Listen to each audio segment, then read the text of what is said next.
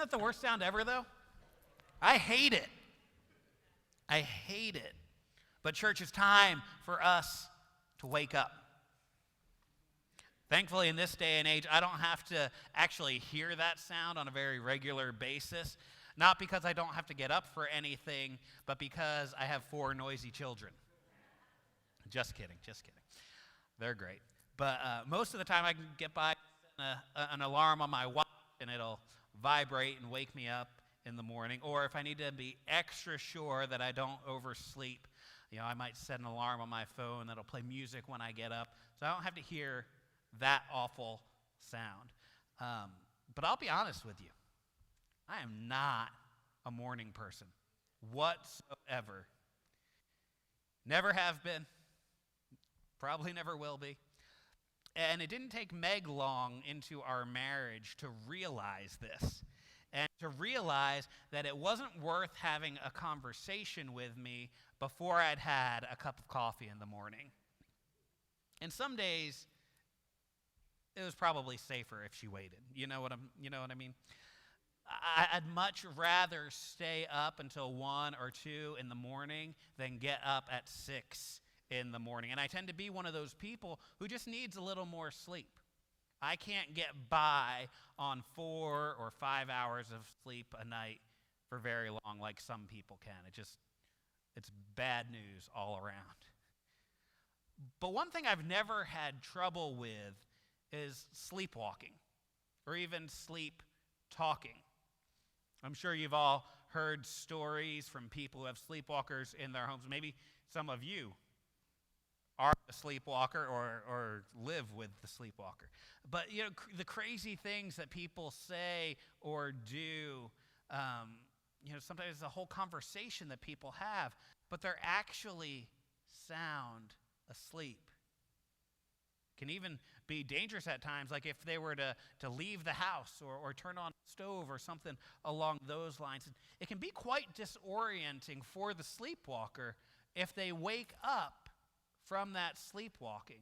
They don't know where they are or what they're doing, what's going on. And conventional wisdom even says that you shouldn't wake up someone who is sleepwalking because of that disorientation. I don't know if there's anything behind that scientifically or if it's just folk wisdom, but that's what they say. But I want to suggest to us today that a large part of the American church, and if I were to generalize, I'd just say the American church is sleepwalking. And we've got to wake up. We've been going through the motions, but we're asleep to the opportunities that God has put all around us in the places where we live and work and learn and play. So if we're going to be the fullness of Him who fills everything in every way, and that's what Ephesians tells us the church is supposed to be. If we're going to carry God's presence into every nook and cranny of our communities, we've got to wake up. And I think that's what Paul is saying to us too. In the passage that was read for us today. Thanks, Jill, wherever you got to, for reading and for your leadership in the service this morning. With this passage that was read today, it finds us at the end of a section that begins at the end of last week's passage. So what I'm saying is there's a chunk in the middle here that we didn't talk about last week, we're not talking about today. And then that passage in the middle deals with what the Christian life looks like, what the Christian way of life should be. There are things of our former life we need to put off. And Paul tells us things. There are things about Christ and His way that we need to put on. It's the difference between the way of the world and the way of Christ. And throughout this section, as he's done through this letter to the Ephesians, Paul continues to talk in the language of walking. Anytime in Ephesians you see the way you used to live or you should live, it's probably actually walk. The way you're walking, the continual, habitual pattern of your life. Where are your steps taking you? The orientation of our hearts, the way we're walking. And in Ephesians 4:1 through chapter 5, verse 15, Paul calls on the church to walk in 5 ways: in unity, in holiness, in love. And now in the passage that was read for us today, verses 8 to 20 of chapter 5, he says we need to walk in light and in wisdom. So I want to take a look at the passage today together so we can see what Paul's saying to us. Paul has just finished talking about idolatry, which as postmodern Americans seems to be pretty easy for us, at least in our own minds. We think that just because we don't have a little statue sitting in our house that we worship or a shrine set up where we bow and do all those worship things, that we don't have a problem with idolatry. Not so fast, Paul says. And there are 3 things that Paul says can make us guilty of idolatry. First one, sexual immorality, which is any sexual activity that we participate in outside of a marriage between a man and a woman. He says impurity can make us guilty of idolatry, which isn't just sexual, it's participation in anything that elevates ourself above God or ourself above others. And greed, he says, which is just that lust for more, that unconstrained desire that's present in our lives. And superficially, there doesn't seem to be much of a connection between these 3 ideas. How can these 3 things all equal idolatry? But I think the common theme that runs through them is the attempt to fulfill our self-focused desires with something that's less.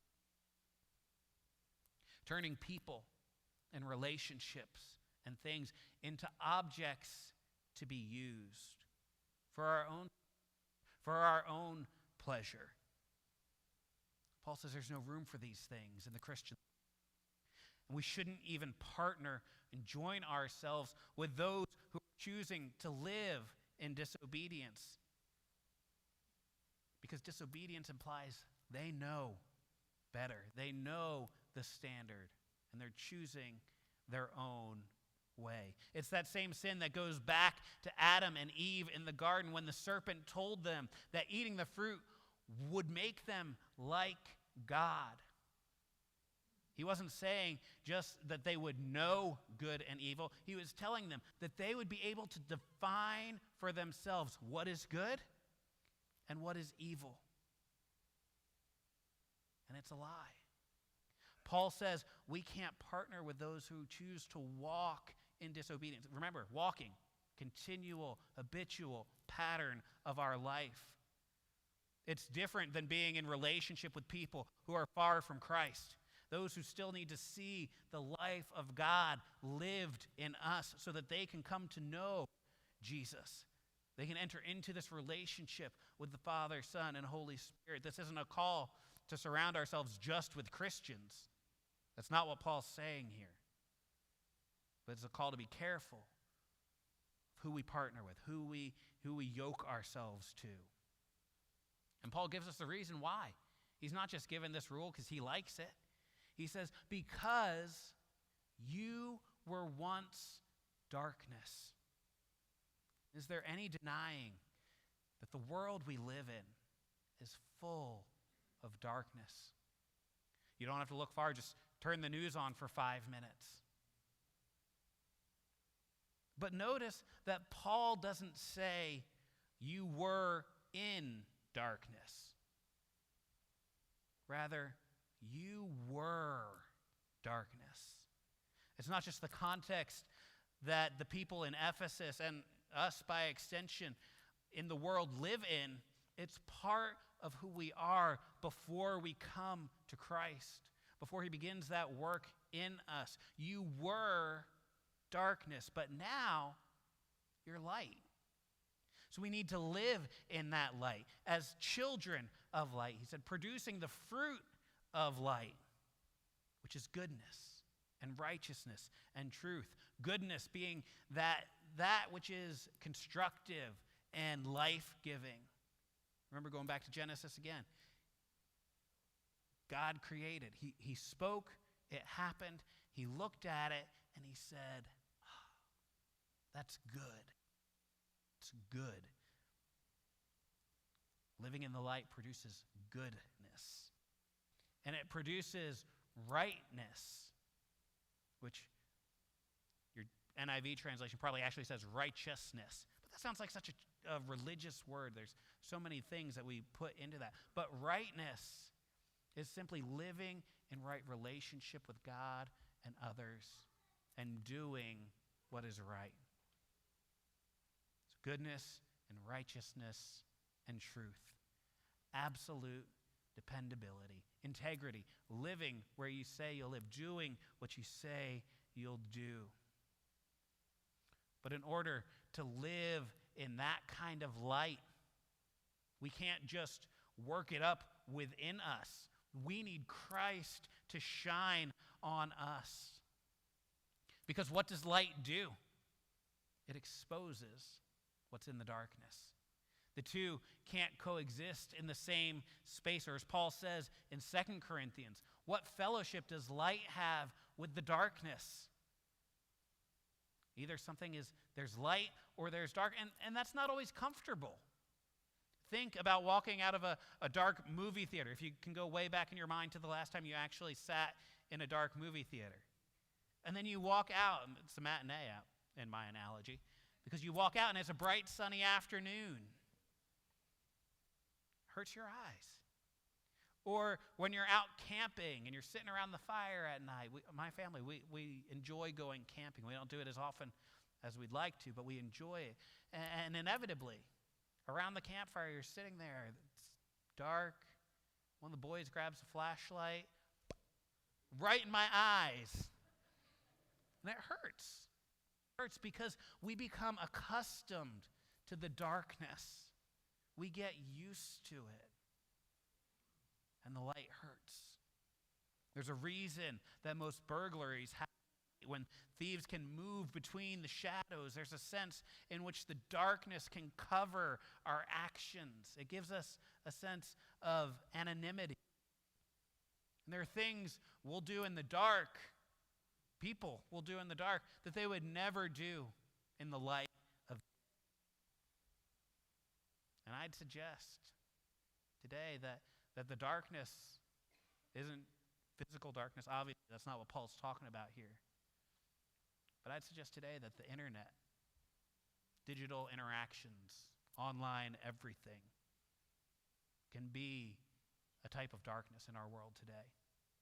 There are things we'll say in a text message or an email that we would never say to someone's face. There are things we'll post on our Facebook post that we would never say if we were in person with someone. Things we'll look at or watch under a digital cloak of darkness that we would never do if we thought someone was watching us. It matters whether we're living in light or we're living in the darkness. And as Paul continues, we see this funny part in our Bible where it's set off a little bit funny, and Paul's quoting there from a song or a poem that this gathering of Jesus followers would have been familiar with. Verse 14 reads, he says, "That is why it said, 'Wake up, sleeper, and rise from the dead, and Christ will shine on you.'" Church, we've got to wake up. We've got to take a look at how we're living, how we walk. Are we walking in the wisdom of the Spirit of God, or are we walking in the futility and the foolishness of the world around us? And if we're walking in the light, Paul exhorts us to make the most of every opportunity, because he says the days we're living in are evil. The days are dark. The days are evil. This is the way that God designed for things to be. Therefore, Paul says, and I hope by now you recognize whenever you see a therefore, I love that word therefore. You know, it's one of my favorite signal words in Scripture. Therefore, because the days are evil, we've got to understand what God's will is. Does anyone remember what Paul told us God's will is way back in chapter 1? Those of you who have been journeying with us in this series. Anybody? Anybody? Bueller? No. Okay, so we got some work to do. That's all right. Go back, read chapter 1 again. There it is. To bring everything in heaven and on earth together under Christ. And God's doing it by filling the world with his presence through a church that's filled with his Spirit, made up of followers who have been filled with his very nature, which is love. So, First Methodist Church of Collingswood, are we awake? Are we making the most of every opportunity because the days are evil and you and I are God's plan A? He's got no plan B. He's given us the church and he's given the church his Spirit. We're his plan A to carry his presence into the world. Now, this idea could launch us into a series of strategic planning sessions where we analyze the community demographics and we identify the felt needs of the people, and we design and implement a program of activities and events and ministries to bring people into our church building. And friends, none of that is wrong or bad in and of itself. But as we continue this Made for More series, I think the shift we need to make if we're going to fill every nook and cranny of our community here in Collingswood, if we're going to fill it with God's presence, we need to shift from more programs to more mission fields. We spoke a few weeks ago about how we are God's masterpieces, created for good works. And last week, about how each one of us is called to be a missionary in the places where we live and work and learn and play. That's the mission field that God has given us. So are we going to make the most of every opportunity on those mission fields? Are we going to live Spirit-filled lives that further what God is doing to bring everything together in Christ?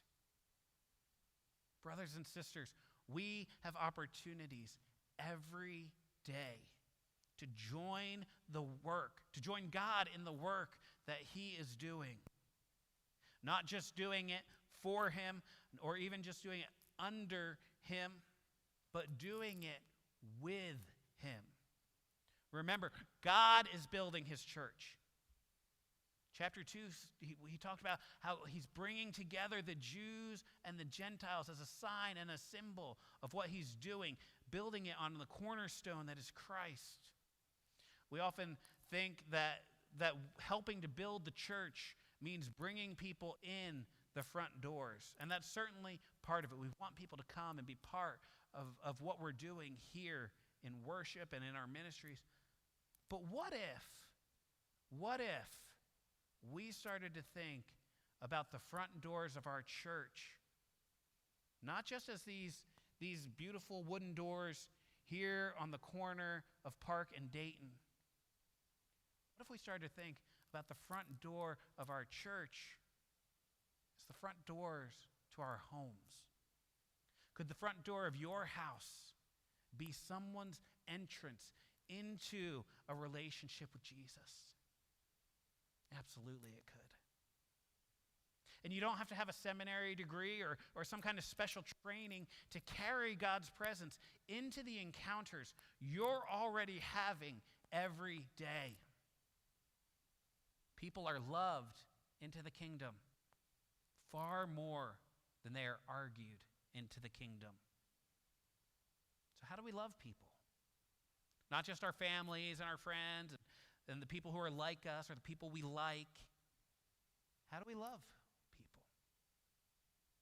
9 times out of 10, I think it looks as simple as showing up, being present to those around you, making yourself available to that neighbor next door, not just pulling in your driveway into the garage, shutting the door, and turning on the lights and closing the blinds, making yourself available to the neighbor, reaching out to that friend at work, even after the time you had a conversation and disagreed about something, letting them know you're still there, you still care. Asking the question behind the answer that's given to get to the heart of what's going on in a situation in someone's life, or following up with that person on the sports field or sport about an illness or a challenge they're facing because they told you about it last time. Follow up on that.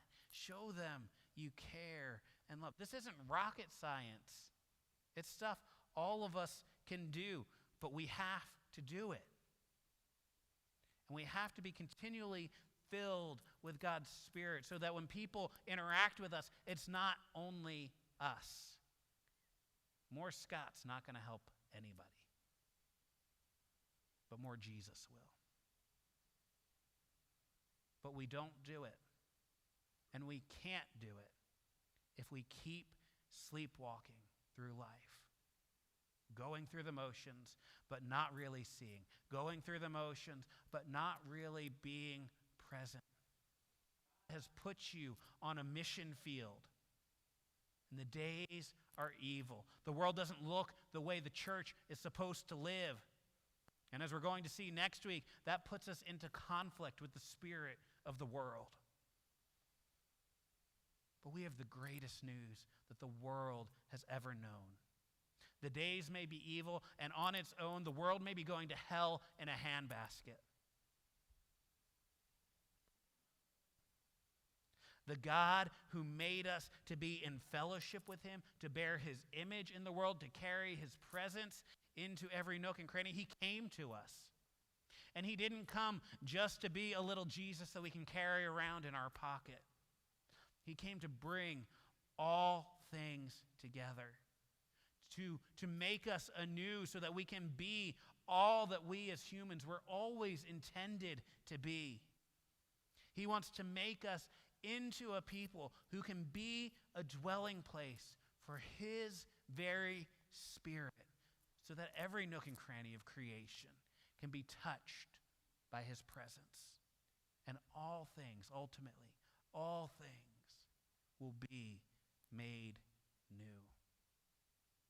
This is what we celebrate when we come to the Lord's table together to participate in the sacrament of communion. This is what we remind one another about when we come and commune with God, when we come and allow his grace to pour into our lives again.